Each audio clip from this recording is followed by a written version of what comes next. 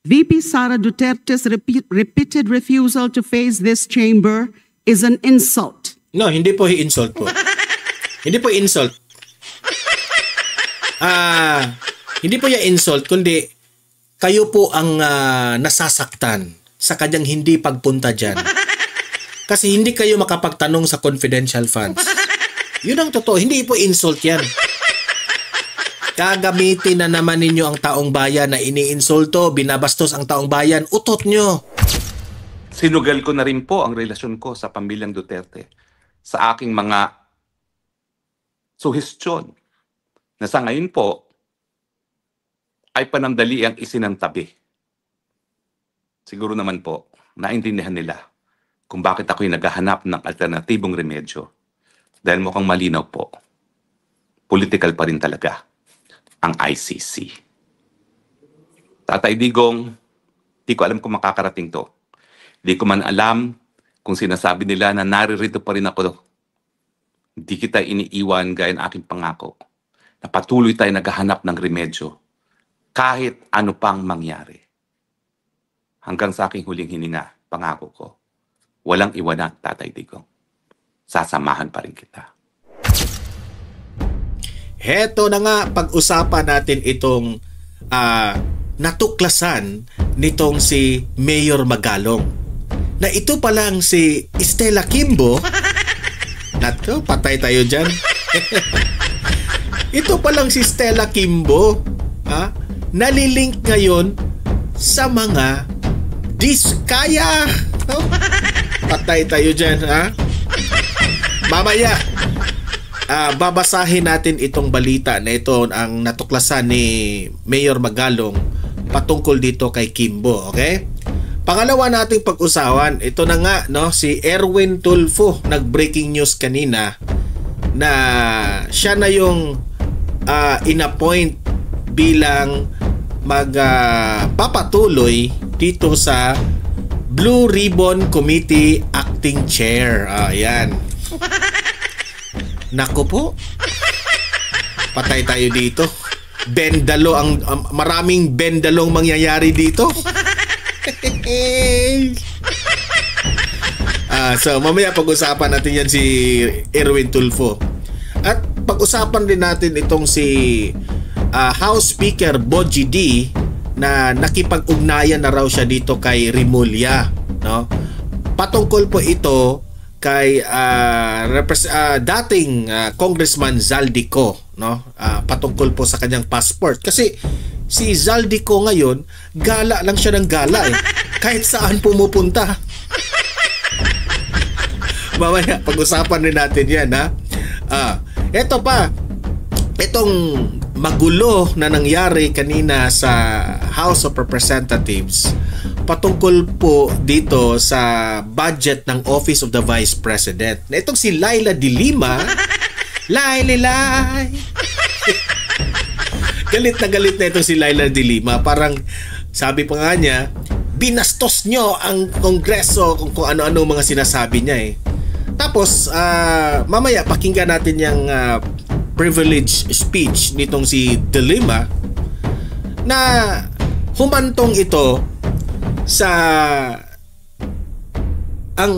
for short, ang Office of the Vice President na budget, no, ay talagang kinaltasan nila at nagme-maintain kung ano yung budget na pinopose ni VP Sara, nag-maintain na lang kasi tumaas konti yung proposal ni VP Sara pero yan na nga, hindi nila inaprubahan. Kasali pa dito si Sandro Marcos. Kitang-kita mo dito na they are not for the people. Dahil sa away politika, nadadamay po ang budget ng Office of the Vice President na maganda sana yung layunin. Okay? At ang daming kapalpakan na rason nitong mga sina Sandro Marcos at bilib ako kay Congressman Ungab, no, na talagang ipinaglaban niya. Nag-apila pa siya dito. Mamaya ipapakita ko lahat yan, okay? At last but not the least na ating pag-uusapan ay pakikinggan natin itong vlog ni dating spokesperson Attorney Harry Roque patungkol po sa nangyari kay former President Duterte, Tatay Digong, sa ICC. Okay? Kulong pa rin si Tatay. Tama ba ito? Yan po ang title ng kanyang ni Attorney Harry Roque. Mamaya magre-react tayo dyan sa sinasabi ni Attorney Harry Roque. Okay? Pero guys, bagong lahat, help me po muna na i-like at saka i-share itong video na ito para guys, kakalat ito sa taong bayan. Okay? Sabay-sabay muna tayong mag-like and share sa Donmar TV. Itong video na ito, like and share. 1, 2, 3, go! Okay, naka-like and share na ba lahat? And also guys, sa mga bago pa lang dito sa aking channel, mag-subscribe na po kayo para lagi kayong updated sa ating mga balita. And at the same time, yung mga cellphone ninyo, ma-notify yan kung meron tayong breaking news, bagong uploads, o kung nagla-live ang ating channel. Ma-notify kayo lahat dyan. Kaya mahalaga po na mag-subscribe tayo sa Donmar TV. 1, 2, 3, go! Ayan, nakasubscribe na ba lahat? Okay, unahin muna natin itong sa binalita ng Daily Tribune. Ano ba ang natuklasan nitong si Mayor Magalong? Ang sabi dito, records show that Kimbo implemented 4 infrastructure projects in her district through companies owned by controversial contractor, couple, Sara and Curly Diskaya. Booking tayo diyan. Di ba? Ang dami nating satsat ang dami nating mga kung ano-anong mga sinasabi natin sa confidential funds si BP Sara. Batikos tayo ng batikos sa mga Duterte na mga corrupt raw. Pero heto, sasagutin nyo ito. Sagutin nyo ito. Kasi itong si Mayor Magalong, isa ito sa mga local government officials na hindi po ito hihinto kung hindi mananagot itong mga corrupt sa ating lipunan. Ito ako po ay nananawagan dito sa, kaya nga nadismadya na tayo, di ba? Erwin Tulfo, ikaw man daw yung susunod na Blue Ribbon Committee Chair. Imbestigahan mo at ipatawag mo itong si Stella Kimbo. Hindi naman siya congressman. 'Di ba? Hindi na siya, pero pwede na siya ipatawag. Sagutin lang niya ito. Kasi po ang nakalink po dito na contractor ay yung mga Diskaya, yung couple. At alam naman natin ang mga Diskaya ay namimigay po ito ng mga komisyon daw. Okay? So, mas maganda ito na mapatawag itong si Stella Kimbo at mapatawag itong si Sara Diskaya, itong mga Diskaya. Haharap sila at tatanungin natin itong mga Diskaya kung may naibigay ba siya ni Stella Kimbo. Di ba? Kasi itong si Stella Kimbo, ito yung super na sobrang maingay noong panahon sa 19th Congress na halos pa nga uminit si Congressman Marcoleta at that time. He was still a congressman. It's all about the budget of VP Sara. Na kung ano-anong itinatanong nila kay VP Sara, and it's already out of the topic about the budget, ang confidential funds ang target nila. Pinopolitika talaga, di ba? Ngayon, hindi ito politika. Dapat mananagot ka dito. Ano ito? Na ikaw, Kimbo, nag-implement ka ng 4 na infrastructure projects sa distrito mo. At ang mga kumpanya nito na nag-handle ng mga contractors, mga Diskaya. Patay ka dito, di ba? Sagutin mo ito, Kimbo, kasi ang taong bayan galit na po. Isa ka sa mga nagpapaliwanag doon sa mga blank items na inireklamo ni na Attorney Vic Rodriguez kung ungab itong si former President Duterte. Sila yung nag-iingay at that time na there is really something fishy about the proposed 2025 national budget na bakit may blank items. Ikaw pa yung di ba? Umiiwas sa mga interview, di ba? Tinatakbuhan ka ng mga mga mainstream media, tapos nagpapaliwanag ka kung ano mga pinapaliwanag mo na sablay, tapos heto ka ngayon. Kaya pala. Tatanong na tayo, ha? Kaya ba? Todo ang suporta mo doon sa blank items na time na yon na paniwala nyo, walang blank items, pero huling-huli na kayo eh. Ngayon, natuklasan ni Mayor Magalong. Dapat ka managot dito. Hindi ko naman sinabing may corruption nangyari dito at dapat ka lang tanungin. Tingnan natin. Kasi po, si VP Sara, hinarap niya lahat ang mga kung natuloy man yung impeachment trial, gusto pa nga ni VP Sara, bloodbath, di ba? Kaso hindi natuloy. Ikaw, may guts ka ba na magpa-media o invited ka sa isang hearing, Kimbo, at idepensa mo ang sarili mo na malinis ka? Di ba? Paliwanag mo doon. Sa ICI o dito sa House of sa Senate Blue Ribbon Committee, ipaliwanag mo. No? Yung mga bag mo at mga relo mong mga mamahalin, ipaliwanag mo. At dahil dyan, dito naman sa kabila, makikita mo yung mukha ni Senator Tulfo na mukhang hindi na madudrawing. Tingnan nyo, si Ben Dalo. Ayan, si Ben Dalo. Nakikita nyo si Tulfo. Tulfo, unahin mo itong si Kimbo. Kasi may bagong natuklasan si Mayor Magalong. Ito yung balita. Breaking news, Philippine Star. Senator Erwin Tulfo has been named acting chair of the Senate Blue Ribbon Committee. Senator Erwin Tulfo named Blue Ribbon acting chair. So, malaki pong posibilidad na siya na po yung dadala po dito sa flood control hearings. Okay? Una-una, hindi po bagay kay Senator Erwin Tulfo na maging Blue Committee Chair. Okay? Kahit nga acting hindi bagay sa kanya. Unang-una, bakit? Baka maraming bendalong mangyari. Yun ang reason. Yun ang pinakauna. Ang daming mga mabibend na law. Di ba?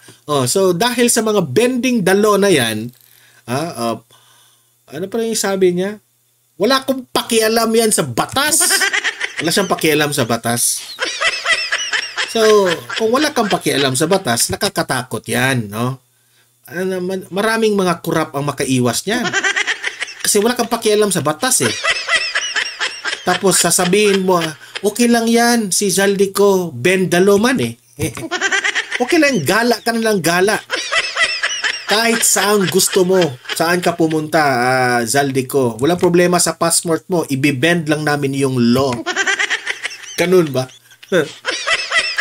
Wag naman sana.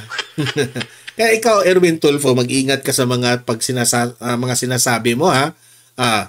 So, hinahamon ka ng taong bayan ngayon, Senator Erwin, na unahin mo itong si Kimbo para matapos-tapos na yung mga pag-flex niya na mga bag, na mga relo. Kasi kung mapapatunayan na mayaman talaga itong si Stella Kimbo, no? Ay ma-understand natin na meron siya ng mga ganitong bagay. Di ba? Dapat linisin niya ang pangalan niya. Yun lang naman, di ba? At heto ngayon, at dahil dyan sa bending the law na yan, na nakakabweset na bending the law, itong si House Speaker Bogie D, sabi ni Senator Amy, mabait raw ito eh.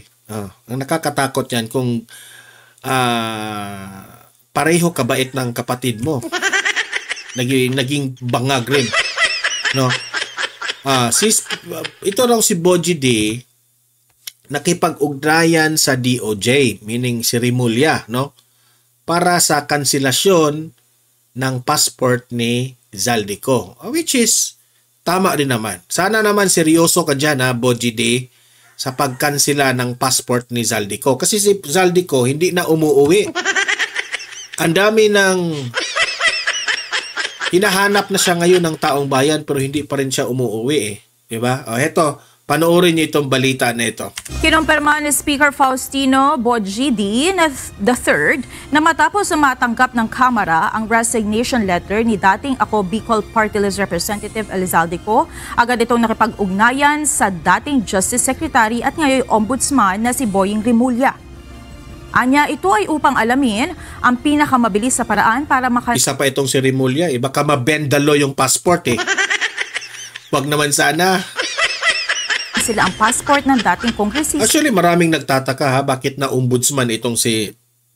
Sampal ito sa pagiging ombudsman niya. Ombudsman ka, tapos sinusuportahan mo ang bending the law? My God! At malimitahan ang movement nito. Dagdag pa nito, nakikipag-cooperate na rin ang House of Representatives sa Department of Justice o DOJ. Sa payag naman ng Department of Foreign Affairs, batay sa New Philippine Passport Act, makakansela lamang ang isang Philippine passport sa bisa ng utos ng korte kung ang passport holder ay isang fugitive o nahatulan ng kasong kriminal. Ang problema ay hindi pa raw siya fugitive. Yan ang sabi ni Castro eh. Nagmamagaling na naman itong aso na ito. O kaya ay kung may ebidensya na ang passport ay nakuha sa pamamagitan ng fraud. So mabebenda naman ang law dito. Kasi imbestigahan nila pero hindi pa naman yun So dapat pa nilang ganito pala. Dapat pa nilang kasuhan si Zaldico sa kanila makansela ang passport, 'di ba? O di kasuhan yun na. Ano pang hinihintay mo, Rimulya? 'Di ba? Mas inuna pa niya yung SALE ni VP Sara. Mas inuna pa niya yung Farmally. Ano na yun eh? Ha? Hupas na yun kung sa Bisaya pa. Ha? Wala na, hindi na napapanahon. Unahin mo itong si Zaldico. Trillions of peso po ang tinatanong po patungkol sa kanya. Importante po ito. Mas importante pa ito sa confidential funds ni VP Sara, sa SALE ni VP Sara. Millions lang yun eh. Ito yung importante, Rimulya. Kasuhan mo na. Para makansela na ang passport. Ito yung Rimulya, ito yung hinahanap ng taong bayan. Unahin mo ito. Di ba? Na manipula o naibigay na may pagkakamali. Si Kua iniuugnay sa budget insertions na nagpondo umano sa mga maanumalyang flood control project. Ang lang dito, ang nakakasakit, no? Mas inuna pa yung kay VP Sara na SALE ni Rimulya. So talagang masasabi mo, halata na talaga sila na pamumulitika at ang kapal-kapal ng mukha nila kahit lantara na yung galawan ni Rimulya sa pamumulitika, wala, tuloy na tuloy pa rin sila. Kapal na ng mukha eh.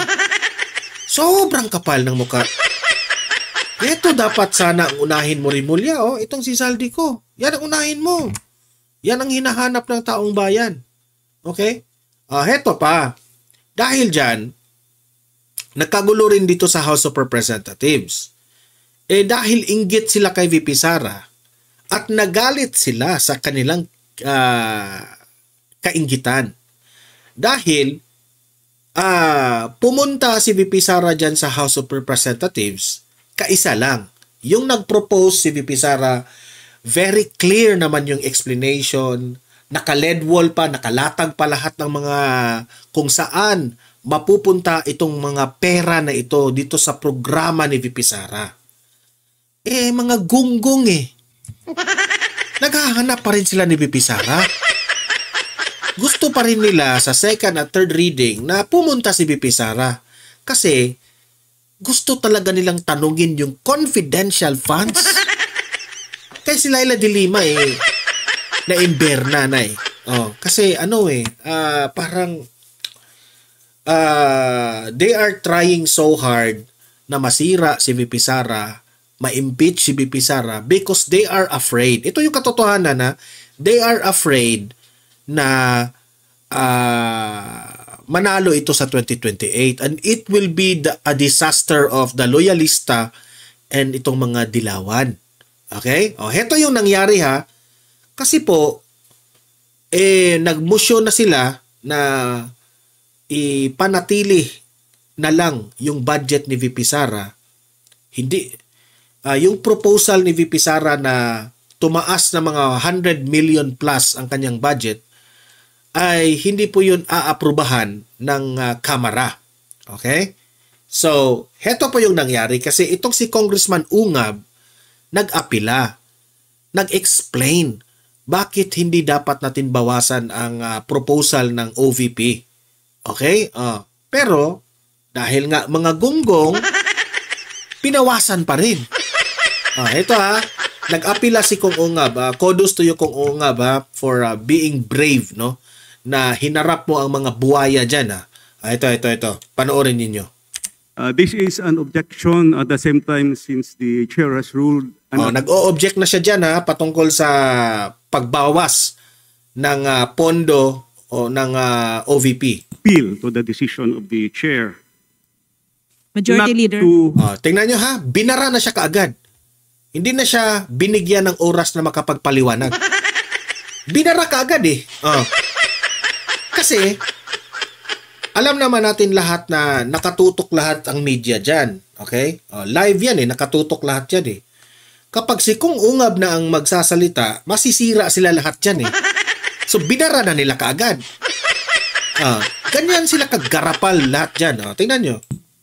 Not to decrease further the budget of the Office of the Vice President. Sobra na ang laki ng ibinaba ng budget ng opisina ng Office of the Vice President. Despite the drastic reductions for Madam Speaker. Majority Leader. Tingnan nyo gaano sila kabastos. Hindi na nila pinatapos si Kong Ungab. Binara na nila kasi takot sila Request that the Honorable Ungab stick. Yan si Charis ang unang nagbara kaagad At Charis, si Sandro Marcos pala. Akala ko si Charis. Akala ko kasi si Jake Cyrus Akala ko si Jake Cyrus. Sorry na nga. The motion to appeal the ruling of the sponsor rather than have an explanation. Yes, Madam Speaker. Hindi ayaw na niyang pa-explainin si Kong Ungab. The budget of the OVP has been deducted 2 times already in 2024 and 2025 and another reduction in 2026. Alam niyo na, huwag ka nang magtaka dyan, Kong Ungab. Mga basto sila Pamumuliti ka. Ito yung example na harap-harapan na niluloko ang taong bayan. Di ba? Si VP Sara is mahal ng taong bayan. Marami pa sana ang maitulong ni VP Sara sa kanyang mga programa na magaganda. Pero dahil sa mga buwayang ito, dahil dito sa mga congressman na ito na walang ibang alam kundi galit at galit sa mga Duterte, binawasan nila ang budget. With really, I would say, cripple the office. Only 2/3 of the original budget has been left. So I move to, I would like to appeal the decision of the chair. Majority Leader. Madam Speaker, there is an appeal to the ruling of the chair to reject the proposed amendment. I now move to divide the House. Tingnan nyo kung ano ang desisyon ni Sandro. For the information of the body, an aye vote sustains the appeal. I sustain the appeal. Okay? Yan sa kanya. And the nay vote defeats it. The majority kindly solicits a nay vote. All those in favor to the appeal, Nagpalinis pa itong si Sandro say aye. Aye. All those against say nay. Ang lakas ng nay, di ba? Kasi kung hindi ka mag-shout, ng nay, wala kang budget. Di ba? Yung iba dyan, napipilitan yung iba dyan. Di umano sabi nila, napipilitan kasi yung budget raw nila sa kanilang distrito, hindi yan maa-approve. Nay! Sisigaw talaga ng nay. Di ba? Tingnan nyo si Tinyo, ang gara-gara na makaupo. Parang tumututuklaw na. Oh, diyan pa si nakaganon pa si yung kulot ba? Oh. Ito yung mga galit ni BP Sara. Ito na yung masasabi ko sa inyo. Kung gaano nyo binarubal si BP Sara ngayon sa kanyang Office of the Vice President budget, no? Tingnan lang natin sa 2028 kung si VP Sara ang mananalo. Kung saan kayo pupulutin sa mundong ito. Kasama ka na dyan, Dilima. The nays have it, the appeal is lost. Majority Leader. The appeal is lost. Meaning, wala, talo na si Kung Ungab. Goodbye na yung budget. Diba? Ganyan sila. Ganyan kabastos ang House of Representatives. Yung sila. Hindi pa naman lahat, pero yung mga galamay ni Bongbong Marcos at ni Martin Romualdez. Bastos? Grabe. Eto. Pasintabi na po sa mga kumakain. Eto, pakinggan natin. Office of the Vice President budget increase sa 2026, hindi pinagbigyan ng Kamara. Kaya ito po ang sinabi ni Laila De Lima. Panoorin niyo si Laila De Lima, gaano kapalpak. Again, I propose. Again, naalala ko tuloy yung si Tatay Digong, no? Na gagayahin niya yung boses ni De Lima. Mr. Duterte. Mr. Duterte. Ito si De Lima. An amendment to the budget of the Office of the Vice President in the form of a reduction from 889.24 million to its 2025 level of 733.2 million, representing a reduction of 156 million or 17.5%. This is found in House Gab Volume 1A, page 2, line 19. Madam Speaker, Madam Sponsor, may I briefly explain my proposed amendment? Ito, i-explain na niya Bakit? Every peso in this budget is the people's money. And when we demand accountability... Diyan kayo, una pa lang mali ka na. Yan, una pa lang. Kaya gusto mong iharap si BP Sara dyan kasi held accountable si BP Sara sa ano? Sa confidential funds na naman. Ang kay BP Sara naman, nagpro-propose siya. Diba? Kung i-approve nyo o tanggihan nyo, wala siyang problema. Bakit ang dami nyong satsat at galit na galit kayo dyan? Kung ayaw nyong i-approve ang budget, then do not approve the budget, then tahimik. Tumahimik lang, no? Ang dami nyo ng satsat Si BP Sara nga, nag-explain lang siya. In-explain niya lahat. Ito yung gagawin budget. Tapos, bakit siya pupunta pa dyan? Hinihintay lang niya kung aprubahan ba nyo o hindi. Huwag na ang daming satsat. Kayo yung ang dami nyong kadramahan dyan sa house. May paggalit-galit pa kayo dyan. Para mabalita kayo. Na kuno, makadiyos at makabayan. Ulul nyo. Julul. Mga julul. Singiwi, nag-hide siya kay De Lima, para hindi maklaro yung ngiwi niya na gano'n na kaya gano'n. Ganito lang gano'n. Hindi maklaro yung ngiwi niya. We do so not out of hostility, but out of duty. Duty to the Constitution, duty to the people, and duty to the truth. Let me then again put this on record. VP Sara Duterte's repeated refusal to face this chamber is an insult. No, hindi po insult po. Hindi po insult. Hindi po yung insult, kundi kayo po ang nasasaktan sa kanyang hindi pagpunta dyan. Kasi hindi kayo makapagtanong sa confidential funds. Yun ang totoo. Hindi po insult yan. Gagamitin na naman ninyo ang taong bayan na iniinsulto, binabastos ang taong bayan. Utot nyo. Mahal siya ng taong bayan. Huwag nyong i-brainwash ang taong bayan, De Lima. Okay? It spits on the duty of accountability while she clings to millions in public funds She refuses to explain. This is arrogance. This is arrogance raw. Ikaw nga yung mayabang. Si VP Sara tahimik lang. Yeah? Para tayong mga magulang na tinatabig at sinisigawan ng anak na tumatangging magpaliwanag kung saan napunta ang baon. Kahangalan ang magsabi na aksidente lamang ito o resulta ng pagkakamali. Malinaw na pangmamaliit ito sa Kongreso at sa taong bayan. Syempre, kayo yung nandyan sa Kongreso dapat minamaliit kayo. Wala na kasi kayong dignidad Sa mga nangyaring korupsyon, sa mga flood control, dapat pa ba kayong hindi dapat minamaliit? No? Deserve nyong minamaliit kayo. Deserve nyong minamaliit kayo kasi yung mga kasamahan nyo dyan nagnakaw ng pera ng taong bayan. Kaya minamaliit kayo. Sira na nga yung reputasyon ng Kongreso Sa madaling salita po, paulit-ulit na tayong binabastos ng Vice Presidente. Kayo lang ang binabastos, hindi ang taong bayan. Dapat rin kayong bastusin Sa mga galawan nyo, dapat kayong bastusin. Congress holds the purse. And when a Kung sa tingin nyo na bastos kayo ni VP Sara, deserve nyo. Deserve! child squanders the family's money without answers, the remedy is clear. Bawasan ang baon hanggang matuto.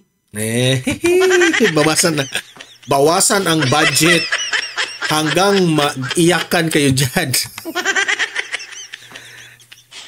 Si VP Sara, walang problema. Kung bawasan nyo ang budget ni VP Sara, she can still work. Di ba? Meaning to say, hindi siya magtatrabaho dahil kaunti lang ang trabaho niya kasi maliit yung budget na. Wala siyang programang, instead yung programa na, example lang dito na nawala yung budget ni VP Sara sa 2025, yung cash assistance ng mga boreal, yung pang-hospital, isa raw di umano na nawawala doon. Hindi siyempre, kung babawasan nyo ng budget, mababawasan din ang kanyang trabaho. Wala namang problema si VP Sara dyan. Di ba? Pero kayo ang i-blame ng taong bayan na instead itong mga perang ito, makapagpatulong pa sana, ang dami pa sana ng mga pamilyang matutulungan, pero kinukurap lang ninyo sa mga kasamahan nyo dyan. Mga insertions, mga ghost projects, kakahiya kayo. Let me be clear. This reduction is discipline, not demolition. Si VP Sara pa ang disiplinahin mo? Jonel! Si VP Sara pa talaga ang dapat disiplinahin. Ang kakapal ng mga mukhang taong ito. Malayo ito sa ginawa ng kanyang ama na ginamit ang budget. Tingnan nyo kung paano niya transition papatungo kay Duterte ng tatay. Ang galing! Ang galing mo, Dilima. Hindi na kami mauuto dyan. Di ba? Para pahirapan ng Commission on Human Rights, a constitutional body. At that time, ang human rights kasi, sablay. Sablay ang human rights. I-explain ko yan Paano hindi babawasan ang budget ng human rights ay yung mga kinakampihan nyo, yung mga kriminal. Di ba? Pero yung mga nabibiktima, tahimik kayo.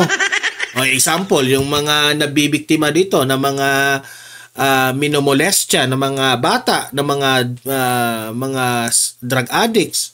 Hindi nyo kinakampihan. Ang kinakampihan nyo, yung mga nagugurgur na mga drug addicts. Hindi sinong budget ng human rights kundi babawasan yan. Tama lang yung binabawasan nyo ni Duterte at that time. Tapos gagamitin pa ninyo yung human rights sa mga kadaldalan nyo. Utot nyo, Dilima. Created to defend the powerless. What we do here is different. Gagamitin na naman nila to defend the powerless. Hoy, Dilima, for your information, si Duterte pa nga ang nagdi-defend ng mga powerless. Sa totoo lang. Si Duterte lamang po, kung tutuusin, si Duterte lamang po ang may tunay na may malasakit doon sa mga OFWs natin na nagsasakripisyo. Sila mga powerless yun Pero kayo, ano ginagawa nyo? Ang ginagawa nyo lang ay pamumulitika. Yun Yun pansariling interest lang ang mga ginagawa nyo, Dilima. Huwag nyo nang ililihis ang usapan dahil kitang-kita at klarong-klaro namin ang pakay ninyo. Hindi na kami mauuto dyan. Call out entitlement. We confront arrogance. We demand respect. We demand respect. Sa tingin nyo, ikaw na mismong manghusga sa sarili mo. Dapat ka bang respetuhin, Dilima? Yung nasa likod mong singiwi, dapat ba yung respetuhin? Tanungin yung sarili nyo sa salamin.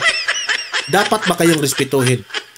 Bakit inggit na inggit kayo kay Tatay Digong na kahit anong paninira nyo sa kanya, bakit ang sobrang dami pa ring rumirespeto sa kanya, humahanga sa kanya, at higit sa lahat, nagmamahal sa kanya? Hindi nyo ba yan na itanong sa sarili ninyo? Ha? Na every time na mag-celebrate kayo ng People Power na anniversary, walang pumupunta? Pero kapag ang birthday ni Tatay Digong, buong mundo ang nagse-celebrate, hindi nyo ba yan nare-realize? Yan lang ang pinakasimple na tanong, di ba? Public money is not a toy. Hindi ito pabuya na pinamimigay sa mga imbentong tao na may imbentong pangalan sa Ikaw ang nag-imbento, hindi si Digong. mga imbentong project. It is a trust. And until the Vice President learns respect, this House Learns respect. Galit talaga, ang galit. Ay, nako. Galit na galit. must act as a parent Ang ganda, ang saya-saya, no? Kasi si VP Sara tahimik lang, pero sila yung naiimber na eh. Sila yung naiimber na. that disciplines a brat. Alam ko po that this move will generate varied reactions. It might even be exploited by certain camps to elicit sympathy for VP Sara. Diyan naman sila magaling kadramahan. Pero hindi pwedeng mangibabaw ang drama sa kung ano ang tama, sa kung ano ang makatwiran, at sa kung ano ang nararapat sa Iiyak na yan. pagtatanggol sa dignidad ng institusyong ito at ng proseso ng pambansang budget. So, Madam Speaker, Madam Sponsor, I respectfully but firmly Daming kadramahan, no? Tapos sasabihin niya, mga kadramahan raw ng mga Duterte. Bro, siya, kung makikita mo, siya yung nagdadrama. propose the reduction of the budget of the Office of the President. Vice President from 889 Ay, napahiya pa. Kinorek ka pa ni Sandro Marcos, ha? Pero sinabi niya sigurong budget of the President. Tapos kinorek siya ni Sandro Marcos na Vice President. Sinigawan ka ni Sandro. Di ba? Sinigawan ka tuloy. Wait. the reduction. I respectfully but firmly Ito na. propose the reduction of the budget of the Office of the President. Hanap. Vice President from 889.24 million to its 2025 level Natawa na of lang siya. 733.2 million. I so move. Maraming salamat po. Madam What Speaker. does the sponsor say? Nagkamali pa siya, di ba? Kakahiya ka, Dilima. Ay, nako. Eto, panoorin na natin itong kay Attorney Harry Roque, ha. Ang reaction po ni Attorney patungkol dito sa latest update kay Tatay Digong sa ICC. Magandang araw po sa inyong lahat, pero hindi po mabuting balita. Well, kakalabas lang po ng desisyon ng ICC Pre-Trial Chamber kung saan pinasura nila ang mosyon ni Tatay Digong para magkaroon ng panandaliang kalayaan o yung tinatawag na interim release. Bilang isang kasapi po ng ICC List Council, isang profesor ng international law sa UP, sa American University at National University of Singapore, at bilang dating presidente ng Asian Society of International Law, ang aking pananaw po, ang desisyon ay mali, hindi makaturungan, at hindi makatao. Para siguro po maintindihan natin ang desisyon, himay-himayin po muna natin kung bakit sang-ayon sa hukuman, hindi dapat mabigyan ng panandaliang kalayaan si Tatay Digong. Unang-una. Ang unang-unang batayan, meron ba raw pong probability na ginawa ni Tatay Digong ang mga paratang labang sa kanya. Ang problema po dito, ang sabi ng hukuman, hindi po nag-address ang kampo ni Tatay Digong dito sa isyong ito at naniniwala ang hukuman na meron pong probability na ginawa nga po ni Tatay Digong yung mga paratang sa kanya na crimes against humanity. At kung naalala nyo, 3 pong charges yan. No?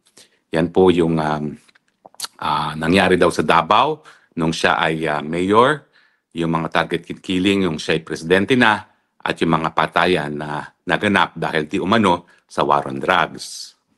Ang pangalawang batayan, ang pinaka-kontrobersyal. Itong issue na meron bang probability na tatakas si Tatay Digong kung siya ay binigyan ng panandaliang kalayaan or interim release. Bakit kontrobersyal? Dito ko po tingin, nagkamali ang hukuman. Ano po ang basihan ng pagsabi ng hukuman na merong probability na siya ay tatakas? Well, karamihan po, in fact, halos lahat ng sinabi ng hukuman ay base po sa mga sinabi ni VP Sara. Ano po yung mga sinabi niya? At saka yung ginawa ng pamilya.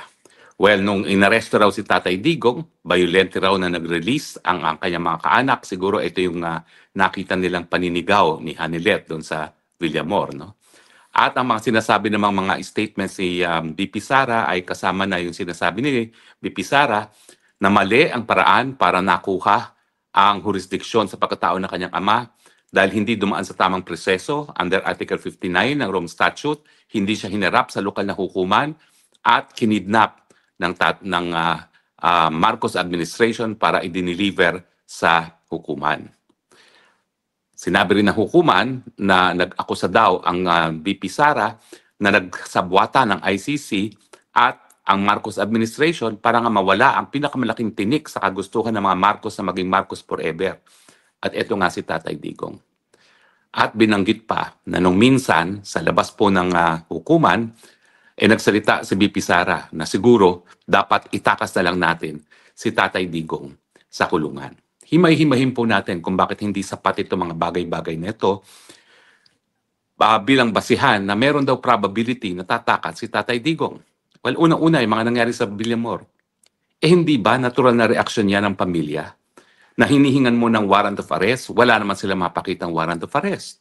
Bakit naman sasama si Tatay Digong sa kanila na voluntarily kung wala naman silang mapapakita ng warrant of arrest? At nakita naman natin na dahil sa konteksto na nangyari doon sa pag-aaresto niya, na bigla na lang siya hinarang habang siya ay pabalik sa Hong Kong, sapilitang sinakay sa eroplano, natural, magkakaroon ng emotional reaction yung mga tunay na nagmamahal kay Tatay Digong kasama ng kanyang kapamilya. At ang mga panahon na yon, ang mga tanging kapamilya niya ay si Ma'am Hanilet at saka si Kitty Duterte. Minamasama ba nila na ganun ang reaksyon ng common law partner ni Tatay Digong? Ang katotohanan naman po, talagang wala namang basihan yung pag-aaresto. Dahil ang katotohanan po niyan, si Justice Ascona nang nagsabi, yung warrant of arrest sa ICC na hindi naman ang pinakita kay Tatay Digong nung panahon na siya inaresto, dapat dumaan muna sa Regional Trial Court nang ma-asserte na ang personalidad na inaaresto ay yung siyang hinahanap ng ICC at dapat masigurado rin yung kanyang karapatan pang tao ay narespeto at masiguro na walang paglabag sa soberenya ng Pilipinas. At dahil hindi nga po dumaan ito sa tamang proseso, ergo yan ay kidnapping. Unlawful detention in fact sa ating lokal na batas. Dahil ito ay kidnapping na ginawa ng mga taong gobyerno. At sa katunayan, nakabinbin ngayon ang kaso dahil dyan sa ombudsman. Laban kay Torre, kay Justice Now Ombudsman Remulla at lahat po ng tao na mayroong papel sa pagkikidnap kay Tatay Digong. So, wag dapat minasama ng hukuman ang isang bagay na illegal na nangyari sa Pilipinas. Kidnapping or unlawful detention po talaga nangyari kay Tatay Digong dahil hindi siya dumaan sa tamang proseso sang-ayon sa Article 59 ng Rome Statute, hindi siya dumaan sa Regional Trial Court. At sa katunayan, yung pinababayaran nga po ni E.S. Medaldea ang kanyang medical bills dito sa hukuman, ang sabi pa ng ICC, hindi namin nababayaran yan dahil hindi naman kami ang nagpadala o kumuha ng pagkatao ni Tatay Digong at ni E.S. Madaliaga galing Pilipinas. Yan ay voluntaryong ginawa ng Pilipinas. So malinaw po na talagang hindi nasunog ang proseso at tama na tawaging kidnapping ang nangyari kay Tatay Digong. Dahil kung talagang yan po ay ginawa sa ngalan ng ICC, hindi naman po sasagot ng ganun ang ICC nung bayaran na ng gastusin para sa paggagamot kay E.S. Medaldea. No? At bukod pa dyan, sabi nila, nagsalita raw nung minsan si Inday Sara na dapat siguro itakas na lang natin si Tatay Digong sa kulungan. Alam niyo po, yan ay salitang politiko. That is farthest from the truth. Tatapatin ko po kayo. Ang punot dulo ngayon na hindi namin pagkakasunduan ni Inday Sara Duterte ay dahil siya ay napaka-by the book. Ayaw niyang lumabas doon sa nakasaad sa Rome Statute. Kung ano yung nasa Rome Statute, yun ang susundin niya. Kaya nga ayaw mo nang i-considera ang iba pang mga legal na remedyo bukod pa sa Rome Statute dahil nakaharap nga tayo sa ICC. Nako, napakadami na po namin mga usapin tungkol dyan. Napakainit na usapin. Pero ako na po magpapatunay na kung gusto talagang ni Inday Sara na itakas si Tatay Digong, dati pa siguro niya ginawa yan. Ang katunayan, napaka-Girl Scout ni Inday Sara Duterte. Ayaw niyang lumabas sa letra ng Rome Statute at kaya nga hinayaan niya na bagamat hindi makaturungan ang pagkakuha sa jurisdiksyon ng pagkatao ni Tatay Digong sa pamamagitan ng kidnapping, hinarap ng buong pamilya ang proseso sa ICC. Yan ba ang gawain ng isang tao na nais tumakas? Kakilala ko rin po si Tatay Digong, naging amo ko. Anong sinasabi niya sa akin? Pagdating dun sa mga usapin ng kuku, sabi niya kung gagawin ng militar yan, hayaan mo sila mamuno. Pero wala akong pakialam dyan, wala dapat pakialaman si Inday Sara Duterte dahil kami ay parehong abogado. Kinakailangan lahat ng gawain namin sang-ayon sa saligang batas. So ganyan din po ang pananaw ni Tatay Digong kung gusto niyang tumakas, matagal na siyang tumakas. Pero dahil siya ay abogado, hinaharap niya fair and square ang proseso. Kaya sa tingin ko po, hindi makatarungan na ang basehan na gagamitan nila ay ang sentimiento ng isang anak na natural. Nagagalit sa proseso na ginamit para makuha ang pagkatao ng kanyang ama at natural. May halong galit sa kanyang mga salita na binibitawan. Now, in any case, yung issue po ng tama ba kung may jurisdiction ng hukuman, sinabi ng hukuman, yan daw ay defiance sa hukuman dahil hindi nila kinikilala ang hukuman. Tama lang po yun. Dahil isa sa basehan na pinapadismiss ni Tatay Digong ang kaso niya ay dahil wala nga jurisdiction ng hukuman. Yan po ay isang purely legal issue at sa katunayan, 7 buwan na hindi ko maintindihan bakit hindi pa maresolba ang purely legal issue on jurisdiction. Simple lang po yan. Sang-ayon ba sa Rome Statute? Meron ba o walang jurisdiction ang ICC? At hindi dapat pulaan ang pamilya at si Tatay Digong mismo kung sasabihin nila na walang jurisdiction ng hukuman dahil yan naman po isang legal na depensa sa ICC. Hindi po yan defiance gaya ng paulit-ulit na sinasabi ng prosecution na mukha namang sinang-ayunan ng ICC mismo. Yan po ay hindi tama. Dahil yan po isang legal defense, lack of jurisdiction, at dalawa po ang basihan, bagamat iisa pa lang ang nailalabas ni Tatay Digong sa kanyang mga abogado, yung lack of jurisdiction dahil nga po hindi na miyembro ang Pilipinas ng Rome Statute nang nasimulan ang proseso ng preliminary investigation. Nakasaad po uli sa Rome Statute na kung bibitiw ang isang bansa, ang korte ay mayroong 1 taon matapos ang pagbibitiw para simulan ang preliminary investigation. Pero sa pangalawang taon na po, nasimulan ang preliminary investigation. So sa kontekstong ito, hindi dapat minasama ng hukuman yung pag-question ng jurisdiction sa jurisdiction ng ICC at hindi dapat na pati ang mga sinasabing pabiro ay gagawing katotohanan. Dahil yung actuation ni BP Sara na she is faithful to the letter of the Rome Statute, yan po ay patunay na walang iniisip na labag sa ICC Rome Statute itong si BP Sara. Gaya ni Tatay Digong, abogado rin po si Inday Sara Duterte.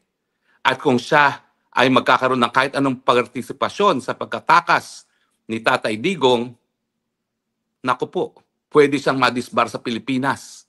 At po pwede talagang yan ay ma-impeach dahil hindi dapat na winawasto ang isang pagkakamali sa panibago na namang pagkakamali. Kaya nga po ang aking advice na tinawag ng crazy scheme ay gamitin ang legal na proseso sa Netherlands para nga po itaguyod ang karapatan ng due process ni Tatay Digong sa harapan ng lokal na hukuman dito sa Netherlands. Dahil Netherlands naman po ang may obligasyon na itaguyod at protektahan ang karapatang pantao ni Tatay Digong habang siya ay nasa teritoryo ng Netherlands. Duda ko nga po, bagamat walang kumpirmasyon na Netherlands ay isang bansa na tumanggap sa kanya kung magkakaroon ng interim release, tingin ko isa po doon ay Netherlands. At ang dahilan nga is alam nila, may pananagutan din sila sa pagkakakidnap kay Tatay Digong dahil siya ay nakakulong sa lupa ng Netherlands, sa kulungan na pinapatakbo ng Netherlands, tinanggap sa Netherlands na walang papel ng mga otoridad sa Netherlands, dinala gamit ang ambulansyang Netherlands sa ospital na pinapatakbo ng Dutch government. So tingin ko, yan ang basihan kung bakit tinatanggap nila ang temporary or interim release ni Tatay Digong sa kanilang teritoryo. So napakalaking pagkakamali po yun na yung sinasabi ng nagmamahal na kamag-anak, anak mismo ng Tatay Digong, ang ginawang dahilan kung bakit sinasabi nila na may probability na tatakas si Tatay Digong. Sinasabi pa nila na bilang isang dating presidente at bilang vice president, napakalaki pa rin ang impluwensya ni BP Sara. Yan po ay dahil hindi nila naintindihan ang politika sa Pilipinas. Hindi ba nila naintindihan na kaya nga wala ng kapangyarihan si Tatay Digong ay dahil pinakulong siya dito sa The Hague? Hindi ba nila naintindihan na ginagawa lang nilang tau-tahuan si BP Sara na bagamat siya ay vice president, talaga naman pong linalapastanganan ang kanyang pagkatao ng presidente mismo at ng kanyang mga kaalyado sa Senado at sa Kamara de Representante? Di ba nila alam na sangkatutak ng kasong sinampan nila labang kay BP Sara, including yung impeachment, na buti na lang ay panandali ang naharang ng Korte Suprema? Yan ba ang patunay na dahil siya ay vice president, maimpluwensya siya sa ngayon sa Pilipinas, na kinukonsidera siya na number 1 kalaban ng gobyerno at patuloy na sinusupil at ginigiit? Na pati po ako, naging collateral damage. Hindi naman ako Duterte, no? Pero anyway, tinatanggap ko naman po yan. Dahil ako naman po ay nagdesisyon na paglalaban ko ang tama at ang mga Duterte ay nasa panig ng tama. So mali po yan, na dahil lamang sa mga salita ni Vice President BP Sara, ay sinasabi nilang may posibilidad ng tumakas. Unang-una, meron pa bang mental at physical condition na tumakas si Tatay Digong? Nahuhulog na nga at tumatama ang ulo sa sahig. Yan ba ang po pwede pang tumakas? Pangalawa, anong impluwensya ang sinasabi ninyo? Wala nga po. Patuloy ang pagigipit, hindi lang po kay BP Sara, kundi pati na nga po kay Tatay Digong. At ang patunay ay pinakidnap siya papunta sa The Hague nang mawala siya sa Pilipinas. Sinasabi rin nila na dahil si Presidente Duterte ay sinabi ni BP Sara na kapag nagkaroon ng interim release na nais niyang ang interim release at Davao City, ito raw ay dahilan kung bakit may probability na gagawin na naman daw ni Tatay Digong di umano yung mga pagpapatay na sinasabi nilang naganap nung siya ay mayor sa Davao City. Sa tingin ko po, that is an unfair conclusion dahil hindi pa po napapatunayan ang pagkakasala ni Tatay Digong sa pagpapatay doon sa tinatawag na Davao Death Squad nung siya ay mayor. Ang sabi pa ng korte, abay, kita mo nga, yung kanyang impluwensya ay napatunayan dahil siya ay nahalal muli bilang alkalde ng Davao at dahil siya ay alkalde na naman ng Davao at ang kanyang anak ay vice mayor, posible na namang siyang gumawa ng mga kasalanan at mga krimen sa Davao City. Hindi ba ho yan ay unfounded conclusion sa isang tao na hindi pa napatunayang nagkasala? Nakasaad din po sa Rome Statute at sa karapatang pantao na lahat na akusado ay presumed innocent until proven otherwise. Bakit sasabihin nila na meron na namang probability na gagawa pa ng mga krimen samantalang wala pa namang krimen na napapatunayan? Hindi ba po yan ay talagang conviction prior to trial at dahilan daw kung bakit hindi siya dapat mabigyan ng panandaliang kalayaan. Ulitin ko po ha, yung proseso ng ICC na merong aresto na o kapag meron lamang good reasons ay binabalanse sa karapatan ng akusado na humingi ng interim release. Ibig sabihin, pag pinagkarit ang interim release at ang basehan lamang ng pagkakaaresto ay good reasons, hindi man lang probable cause, yan ay di ba katarungan? That is tantamount to arbitrary detention. At ngayon nga pong pinagkait si Tatay Digong ng interim release, biktima siya ng arbitrary detention dahil ang sinasabi nila, ay, pwedeng tumakas yan. Maski ang basehan nila ay isang biro ng anak. Ay, pwedeng gumawa na naman ng krimen yan dahil siya ay nahalal muli ng Davao, maski wala pa namang krimen na napapatunayan. Diba po? Binawal-wala din ng korte yung mga medical grounds kung bakit panandaliang na-postpone na ang confirmation of charges. Dito po talaga ako nagulantang. Kasi nabuhayan ako ng loob at tatapatin ko kayo ha. Bago napagpaliban ang confirmation of charges dahil nga baka nga hindi na kaya ni Tatay Digong humarap sa paglilitis. Sigurado ako na hindi siya bibigyan ng interim release. Pero nung nagpaliban sila ng confirmation of charges dahil merong ang issue sa kanyang kakayahan na tumayo sa isang paglilitis laban sa kanya, nabuhayan ako. Dahil ano pang gagawin mo sa isang tao na parang kinilala na ng hukuman sa dahil ito ay dahilan ng pagpapaliban ng confirmation of charges, ay wala ng sapat na kakayahan para humarap sa isang paglilitis. Di ba po kapag ikay magpipilit ng ganyang tao ay patuloy na haharap sa paglilitis at siya ay nakakulong panandalian, arbitrary detention na naman yon. Kaya nga po nabuhayan ako. Kung papansinin niyo po, yung mga nauna ko mga vlog, sinasabi ko, ni minsan, hindi pa nagbigay ng provision ng interim release ang ICC. Meron lang isang kaso na nabigyan ng interim release, si Lubanga, matapos po, hindi pala si Lubanga, yung napawalang bisa, hindi ko na maalala kung sino yung napawalang bisa, na-convict, tapos na-acquit on appeal. Yun lang ang nabigyan ng provisional release, pero by the appellate tribunal. At later on, yung appellate tribunal, pinagwalang sala yung akusado. So by way of track record, sinabi ko hindi mabibigyan ng provision ng interim release si Tatay Digong. Pero nabuhayan ako ng loob dahil nga doon sa pagpapaliban ng confirmation of charges na kinilala ng hukuman na baka nga hindi na sapat ang pag-iisip ni Tatay Digong para depensahan ng kanyang sarili sa ICC. Dahil sa kondisyon na ganito, bakit mo pa siya ikukulong? Again, ang pagbalanse ng ibang proseso ng hukuman sa ICC ay dahil good grounds lang ang warrant of arrest, pero merong karapatan to interim release. Ngayon, dahil nabaliwala yung kanyang posibleng kawalan ng sapat na pag-iisip para harapin ang paglilitis, ngayon, nakakulong ang Tatay Digong, patuloy na ikukulong, maski wala na siyang kakayahan humarap sa paglilitis. Of course, yung issue po ng fitness, contested ng prosecution at magtatalaga ang hukuman ng mga eksperto.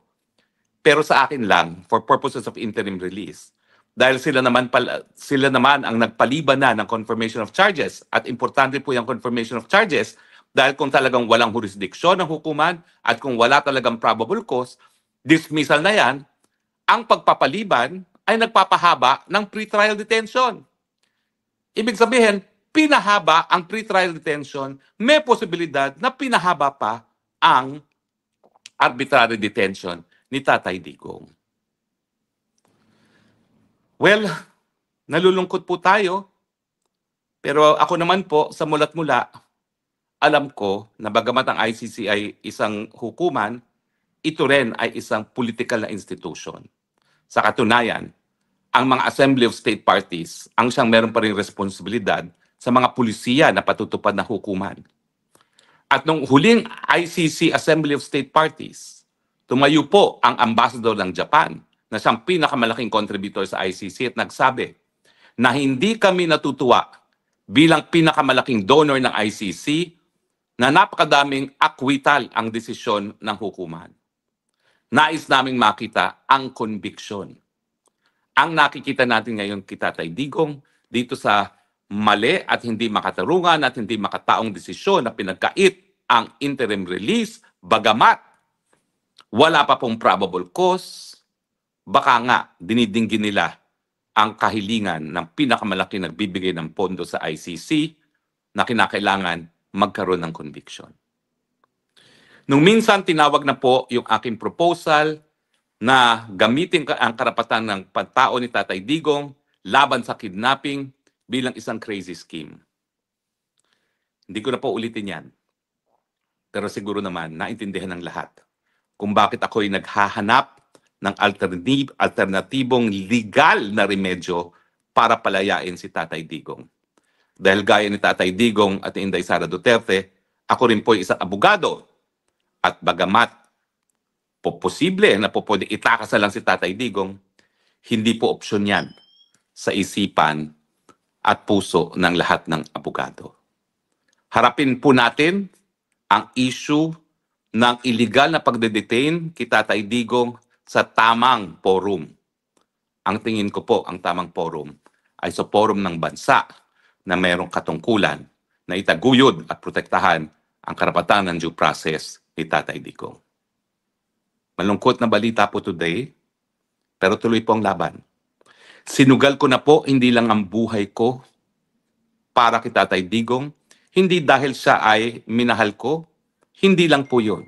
Kundi naniniwala ako na si Tatay Digong ang nagbigay ng pamumuno na nagpabuti ng antas ng kabuhayan ng mga Pilipino, naging dahilan kung bakit taas noong ngayon ang Pilipino sa buong daigdig. Sinugal ko na rin po ang relasyon ko sa pamilyang Duterte sa aking mga suhestyon na sa ngayon po ay panandali ang isinantabi. Siguro naman po, naintindihan nila kung bakit ako'y naghahanap ng alternatibong remedyo. Dahil mukhang malinaw po, political pa rin talaga ang ICC. Tatay Digong, di ko alam kung makakarating to.